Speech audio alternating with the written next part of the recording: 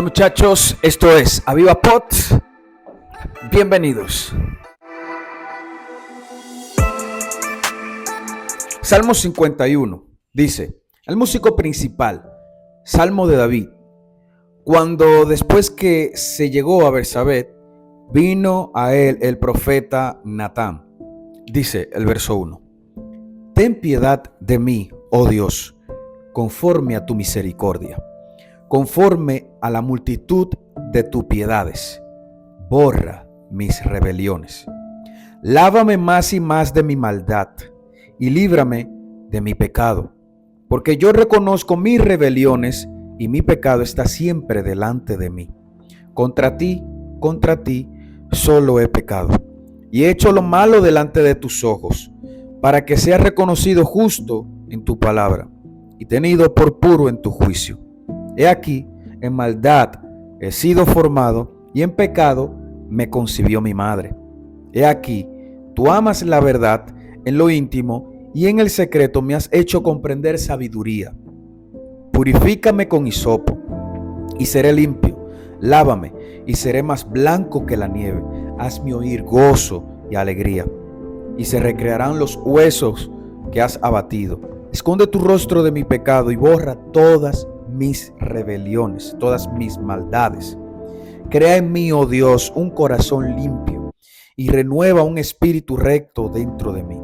No me eches delante de ti y no quites de mí tu santo espíritu. Vuélveme el gozo de tu salvación y espíritu noble me sustente. Amén. Todos conocemos la historia de David. Conocemos que David fue llamado por Dios. David fue una persona que, por la apariencia que tenía delante de Samuel, no iba a ser ungido para ser el rey de Israel. Samuel en ese momento le interesaba la apariencia. En ese momento Samuel miraba a un hombre con tríceps, un hombre guerrero, un hombre alto, con capacidad de guerra. Samuel estaba enfocado en eso. Mayormente Dios reprendió a Samuel en ese entonces y le dijo: tú mira lo que está frente de ti, pero yo miro más allá del corazón. Yo miro más allá de las apariencias. Y Dios estaba mirando a un joven que estaba en el monte luchando contra osos, leones que querían destruir a sus ovejas. ¿Qué me da a entender esto a mí de David? Que David era una persona compasiva, era una persona que tenía misericordia de sus animalitos, podríamos decir. Cuidaba lo que se le había entregado de parte de su padre Isaí. Y Dios miró el corazón de este hombre. Pero a través de los tiempos vemos cómo David va cambiando su actitud y llegamos a este Salmo 51. Quiero hablarte claramente hoy de que mientras más posición tú vas teniendo delante de Dios, mientras más cargo tú vas teniendo delante de Dios, tienes que estar más humillado delante de Él. Tenemos que entender esto para poder tener éxito en medio de nuestras tentaciones, en medio de nuestras debilidades, poder adquirir la victoria. Mayormente David, y como muchos de nosotros, no adquirimos esta victoria que tuvo David. ¿Por qué? No descuidamos de estar conectado con la fuente verdadera. Vemos el proceso de David adquirir, llegarse a Bersabé, y tener lo que con ella una relación sexual fuera de lo que era su matrimonio y practicando lo que era una muerte sigilosamente con Urías. Todos sabemos que Urías llevaba la carta de su muerte hacia la guerra.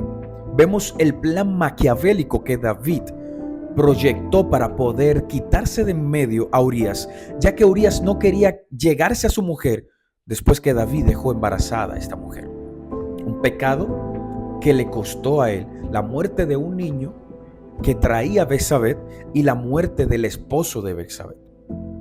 Ponte a pensar un poco en la vida de esta mujer. Echemos a un lado a David y enfoquémonos un poco en lo que tiene que ver con el carácter y la responsabilidad de esta mujer. Punto número 1, esta mujer era la esposa de uno de los sirvientes de David de lo que era la guerra militarmente hablando. Esta mujer no podía decirle que no al rey.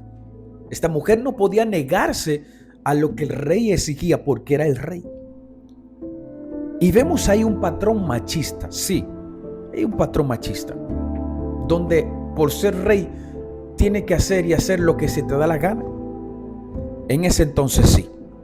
Pero estudiando un poco el carácter de esta mujer, no se ve en ninguno de los textos de Samuel cuando narra el libro, que esta mujer hizo una objeción, de que esta mujer llorase o tuviese un duelo por su marido, de que esta mujer adquirió una posición que no merecía tener, que esta mujer, ojo, dio a un hijo llamado Salomón, el cual construyó el segundo templo. Entonces yo me pongo a analizar de todo el desastre que esta relación de David y Betsabé obtuvo un beneficio para Dios y fue el templo. Pero para ellos obtuvieron muchos dolores, tuvieron muchos procesos, tuvieron muchas adversidades por cometer dicho pecado. Hoy yo no solamente vengo a clarificar este pecado de ellos, ni vengo a sacar a la luz otra vez, una y otra vez, este pecado de David y Betsabé y los pecados que cometió Salomón en su gran gloria. No, quiero enfocarme en algo que dice el salmista David. He aquí, en maldad he sido formado y en pecado me concibió mi madre. He aquí, tú amas la verdad en lo íntimo y en lo secreto me has hecho comprender sabiduría. Porque lo que tú haces en público mayormente no tiene recompensa de parte de Dios. Tu recompensa es el aplauso que tú recibiste de los demás. Pero lo que haces en secreto para Dios, eso que tú haces en secreto para Dios, Dios te lo recomienda, te lo recompensa en público. Ahora mi pregunta es, cuando pecamos y estamos delante de los demás, ¿actuamos como si no pasara nada? Pero delante de Dios, cuando estamos en el secreto, ¿qué hacemos? Mira, te voy a decir qué hacemos. El pecado te aparta de Dios, no te acerca a Él. Cada vez que tú pecas, cada vez que pecamos, no alejamos de ese amor, de esa sensibilidad que tenemos con Dios. David sentía esto en este salmo. Se sentía comprimido, se sentía que ya no sentía la alegría y el gozo de la salvación. Se sentía que la había palmado, se sentía que la había cagado. Perdona la expresión, sí, pero tengo que ser directo contigo para hacerte entender lo que yo hoy estoy entendiendo después de haberme reconciliado con Dios y de haber pecado muchas veces y estar con esa sensación que tenía David aquí. No sentir absolutamente nada, no sentir al Espíritu de Dios, no sentir esa salvación dentro de mi corazón. Sentir que lo tenía todo y de repente ya no tengo nada. Sentir que ese vacío volvió otra vez y esa ansiedad volvió a perseguirme por haber entrado en ese carácter, en esa situación de pecado. David sentía esto. David se sentía compungido. David se sentía aislado, limitado. David se sentía sin esa gana de vivir. ¿Por qué? Porque había perdido lo más esencial. Había perdido la comunicación que tenía con su creador.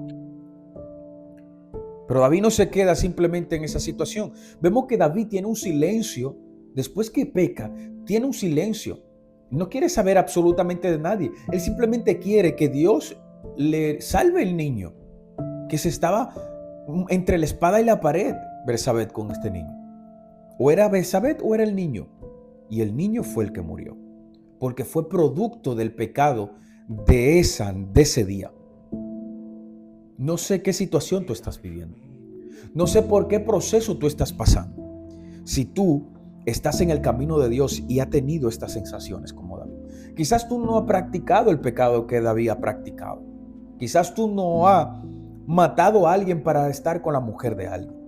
O quizás tú no has traicionado a Dios de esa forma, pero quizás lo has traicionado de otras. Quizás estás mirando cosas que no debes mirar. Quizás yo estoy mirando cosas que no debo mirar o haciendo algún pecado que no tienes que hacer. Y de eso te está apartando de Dios. Eso nos está alejando cada día más de la presencia de Dios. Nos está llevando a un punto donde no sentimos ese gozo. Nos está llevando a un punto donde nuestra vida espiritual está menguando. Y si por más que intente hacerlo y ayunar y orar, no siente otra vez que estás conectado otra vez con la fuente espiritual.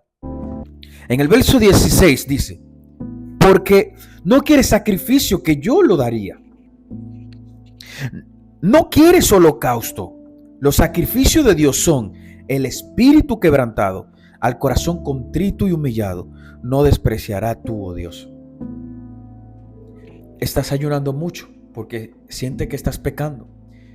Y aún ayunas y ayunas y ayunas y haces sacrificios espirituales y sientes que todavía estás débil.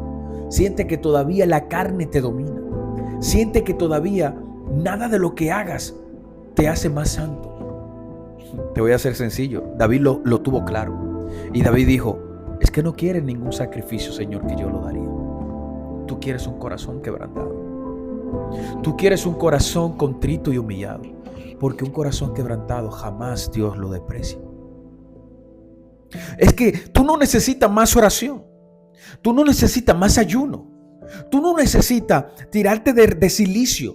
Tú no necesitas sacrificar tantas cosas para poder agradar a Dios y que Dios te perdone tu pecado. Lo que tú necesitas, lo que yo necesito, es un corazón quebrantado